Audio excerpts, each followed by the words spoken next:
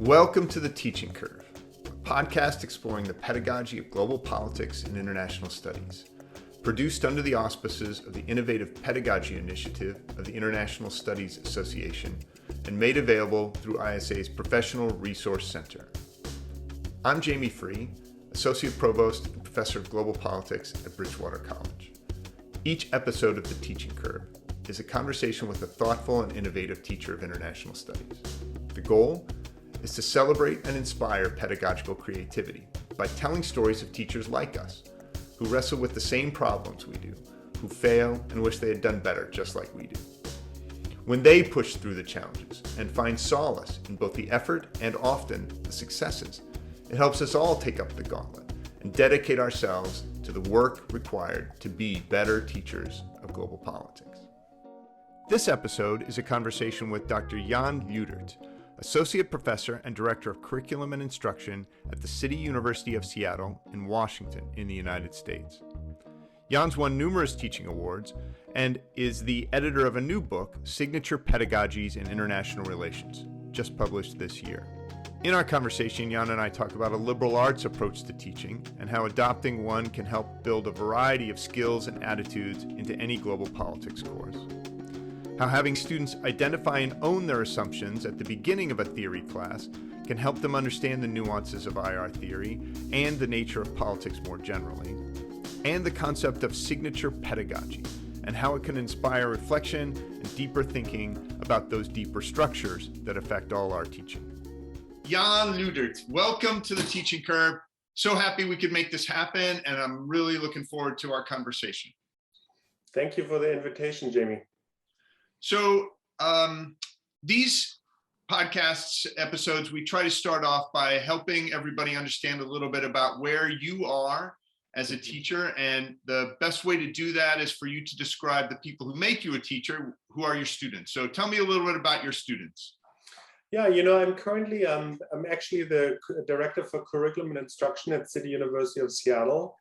So I have a broad view of the whole student population, really, because much of my work is rather administrative. But I also teach for Northeastern University, and I have been teaching quite a bit in our international programs at City University in Seattle. And so a mix of international students, especially students from China, and currently I'm also teaching graduate students for Northeastern who are really interested in applying their learning to often a pretty specific idea that they have about a career or where they want to take their career. I sometimes think back on my teaching philosophy, and something that's two things that are quite central in there are the ability for students to come out of a class or a course with me or program is to be better at showing empathy and at perspective taking.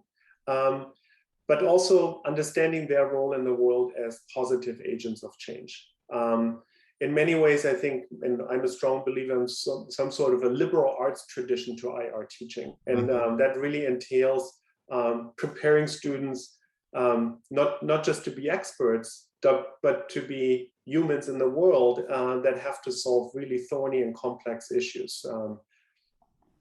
Can you talk a little bit about how that approach has resonated in your institutions? Like, do you feel like that approach is appreciated? Do you feel like that kind of liberal arts approach, as you phrased it, is typical of the institutions where you're teaching?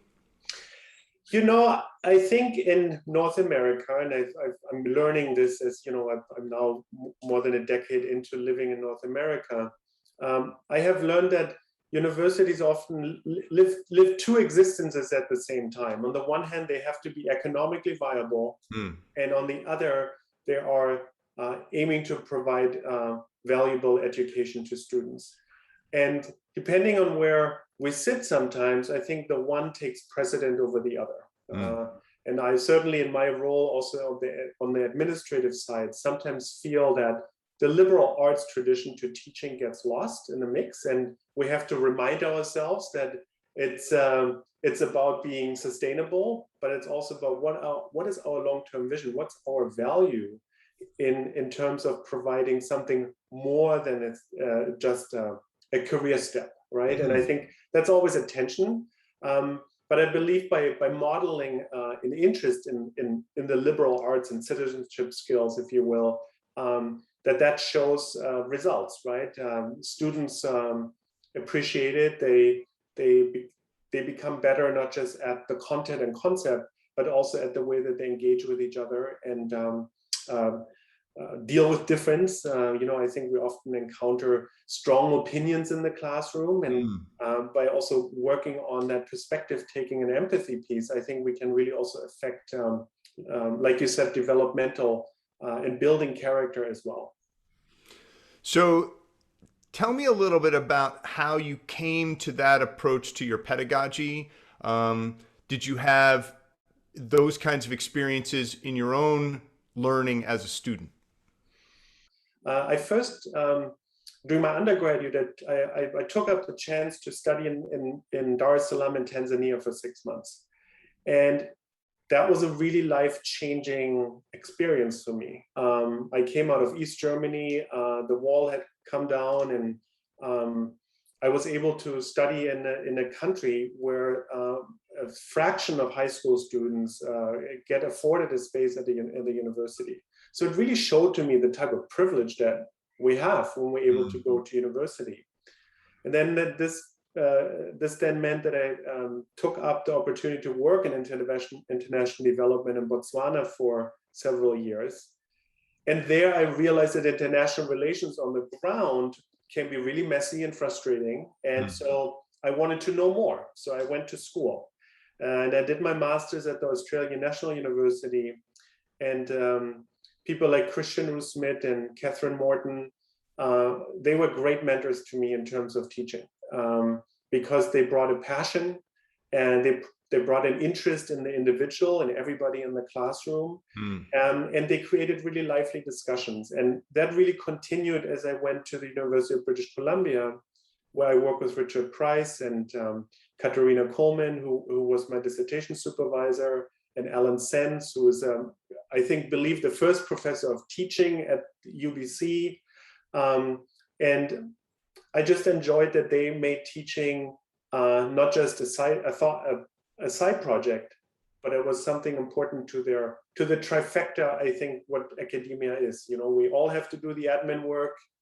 We need to do our research, and then there is teaching. And keeping that front and center is something that they really influenced in me and imparted on me. No, I think it's a valuable thing to have encounters with people who understand and value teaching to the degree that they're willing to be explicit about that and to talk about its role as an identity of being a professor. And in many ways, it's sort of almost an empirical question too, because as much as I totally can geek out over the history of sovereignty, only a handful of people read my work. But how many people do I affect in a classroom? And how much can we really do as we're engaging with each other? And of late, of course, due to online teaching, not so much, but when we're together and when we're exploring issues together, and especially issues that are front and center of this next generation, who are trying to figure out ways in which they can curb climate change. Or other issues that are close to their heart. So I've almost always found it intriguing that we are putting so much emphasis on knowledge production in this almost blindsided way, because clearly when we're in the classroom, that is scholarship too, in its own right. Regardless of whether we're talking about the scholarship of teaching and learning, which is a whole other area that I find really fascinating. But we're learning together. I think the togetherness is really a central aspect to my identity as an educator. So can you tell me something, give me an example of a pedagogical approach, a tactic or a technique that you think that you use, that you found that really exemplifies that approach to your teaching identity? There's a very simple one, which I just love in the beginning of any international relations theory class, to ask students and to take a poll on what their view on human nature is. Are humans intrinsically bad and selfish? Are humans intrinsically good? Or is good and bad something that we sort of make up? And, and then hands go up about people are bad, and hands go up, people are really good. And some students say, well, good and bad, is something we make up. And then I go into, well, what we just looked at was some 3 key assumptions of realism, liberalism, and constructivism. 3 schools of thought. And by doing that, by using this simple exercise, students know that their perspective is one of many, that how they think about the world is actually illustrated in theory. So theory is not something abstract that's difficult and complex, but it can be broken down. And I just often find that we come back to that question, and the course is over, and the student comes to me and said, professor, in the beginning of the course, I said people are bad. I've changed my mind. I'm more of a constructivist now. And so we never explicitly say that, but it's kind of that, and that's actually really neat when that happens. Yeah. No, absolutely. It's an important lesson because, as you say, that idea that the assumptions about the world could be different, just because other people have different assumptions about that, is a great gateway into sparking the kind of interest and curiosity into how that could get channeled into specific things that people associate with politics. Politics is about the stuff that's not settled yet. And so we can reasonably ask students to formulate opinions about those things, not because they have to match them with something that is the case. And we know, but because politics is a conversation, and they are already always part of that conversation, whether they choose to embrace the opportunity or not. So I like to envision them and help them see themselves as that agent we were talking about, that is a contributor to these conversations that, they have many layers, and people specialize in these things, but that doesn't mean that they can't come in and participate as well, knowing that they are part of the process of settling some of these things, hopefully. Yeah, I think that goes to say that what I think is central to teaching politics or international politics is we are a discipline that looks at praxis and at deeply ethical and normative questions, and helping students disentangle that and being better at understanding. Right now, we're dealing with a normative question. Should we have nuclear disarmament? Is that a good thing in and of itself? Well, it gets complicated pretty quickly when you start bringing in national interest and all sorts of questions of the normative or ethical domain. And then also talking about the praxis of politics and the history of that. And I like your notion that politics is never settled. I think oftentimes students come into the classroom thinking of politics, what's in the newspaper or what they saw on a talk show. The news of the day is very ephemeral. It is not settled because it's just busy right now. Historians and political scientists, they have something to say about what news on a particular day ended up mattering a lot more than any other news. And so helping students also understand that longevity of politics and how we're in sort of equilibria over time that settle certain normative questions. The civil rights movement, I think, is a great example, or decolonization, or the right to vote, or how the global South has entered international institutions as more equal participants. Those are all really questions about what has happened and how is that praxis and that those normative questions are still undergirding those practices. And that's really, I think, really fascinating when students get into the weeds of that and find something they can dig into. Agreed. So, Jan, you've got a new book out that talks a lot about pedagogies. It's in Signature Pedagogies. It's from International Relations publisher. Tell me a little bit about the project. This was a long labor. This actually started with work that I did at the University of British Columbia, where I was also working at the Center for Teaching and Learning as a graduate student, teaching instructional skills training, and I was involved in a research project that looked at signature pedagogies in the arts. And signature pedagogies is a concept that really comes from education, and the basic notion of a signature pedagogy is that all disciplines have a way of imparting knowledge.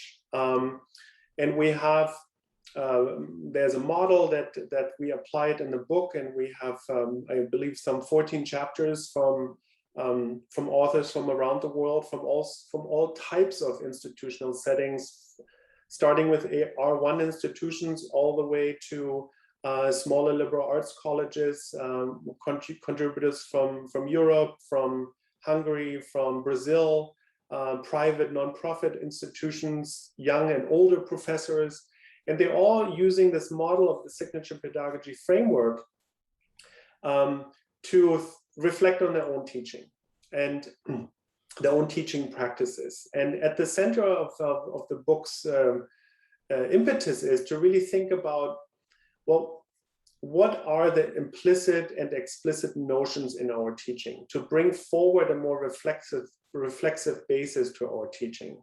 Because oftentimes when we talk about teaching, we end up talking about the surface structure that Schulman outlined in his signature pedagogy framework. And that is the how we are doing. Mm-hmm. How are we enacting the teaching? Are we using a lecture style? Are we using a Socratic method?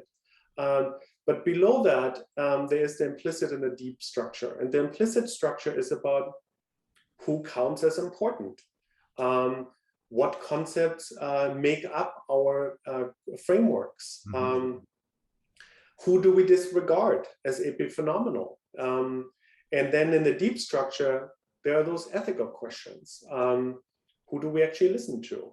Who are the authors who have influenced a discipline? Ethical questions, which I think are increasingly important in IR teaching, that's taking much more of an interest in not simply the old white man who informed us, whether it's Morgenthau or Waltz, right, but also bringing in other perspectives. And so there's a really interesting and wide range of scholarship in there. We have people reflecting on teaching abroad, where they take students to Indonesia. We have contributions of a group of professors from Brazil who are involved in teaching the Model United Nations. Another professor from Australia writes about looking at Hannah Arendt's notion of thoughtfulness and how thoughtfulness is part of his, back to your point, identity of teaching. Mm-hmm. So it's a really rich reflection on teaching. And I think the takeaway message I try to outline in the first chapter is that international relations is actually better understood as signature pedagogies in the plural. Mm-hmm. While we do share a certain set of common features with each other, many of us really bring their own identity and their own interest into the classroom, and that we're better understood in this plurality of teaching. Well, and of course it makes sense in the sense, IR and international studies more broadly are generally considered to be interdisciplinary kinds of things, disciplines and fields. And that really, I think, would be reflective in how people think about not just what they're up to in a classroom, but how they know the world. And so helping others to know the world in the same way would, of course, include a variety of different approaches, a variety of different I don't know what you called it exactly, but that signature piece, that grounding from whence all of your work comes would of course be varied, and that's one of the strengths of the conversation that we get to have as a discipline, I think. And which reminds me of the one aspect to thinking about signature pedagogies is also about how we were informed in our own teaching, and how that really in many ways sometimes creates critical pathways in which we continue because, well, this worked for us, or this was really difficult for me, so somebody else should go through this experience too. I'm thinking back at my comprehensive exams, for instance. But by unsettling that a little bit and thinking about that, yes, there is a habit to teaching, but is that actually the best way? Is this the best way to teach this next generation of students? And by doing so, I think we're also questioning our own praxis as teachers on a more regular basis, rather than thinking of teaching that we prepare the course once and we'll teach it the same way 10 years down the line because it works for me. And I think what that creates is a real risk of staleness and disengagement with not just what we teach, but whom we teach to. And so this notion of the habit that's formed through signature pedagogies and thinking of new ways and taking the risk and trying something new that may not work, and you have to go back to the drawing board and you have to admit yourself and to the students in the classroom, I tried this today, this is a new technique, and I have to revisit this, but it makes the classroom lively, and I think that's ultimately a shared sentiment by the authors. Well, this is a great way for me to throw in a pitch for the Innovative Pedagogy Conference, which the ISA is sponsoring. It takes place on the Tuesday before the ISA convention starts in Nashville. It's March 29th. It's an all-day conference, and it's an opportunity to encounter a variety of different perspectives, to hang out with people who are focused on teaching. It's a great opportunity that I hope people take advantage of, in addition to all the regular conference roundtables and panels. And I agree with you. I think there's an increase in the number of people who are treating this as an important part of what contributes to them as members of ISA and as people who earn our living helping other people. Very few of us earn our living on our book royalties. I'm sure you will. No, I'm not so sure about that. But most of us spend our time and our energy that make us professors with our students, thinking about how they can understand those complex and intricate parts of the world that we get to wallow around in full time. Jan Luedert, thank you very much for this conversation. It's enlightening to me. It's always great to find people who are dedicated and investing themselves in the same kinds of things that I think the audience for the podcast is really into. And it's great to find resources like the book to be able to relate to those things on a deeper level, to hear the stories of the people in there who are struggling with many of the same things that all of us work through as we try to live up to the potential of our students. So thank you. Thank you so much for inviting me and for putting on the podcast and spreading the word on better teaching and learning. The Teaching Curve podcast is made available through the International Studies Association Professional Resource Center under the auspices of ISA's Innovative Pedagogy Initiative. You can send feedback or suggestions for future interviews to teachingcurve@isanet.org and follow us on Twitter @TeachingCurve. Thanks for joining us again on The Teaching Curve, and remember, learn something every time you teach.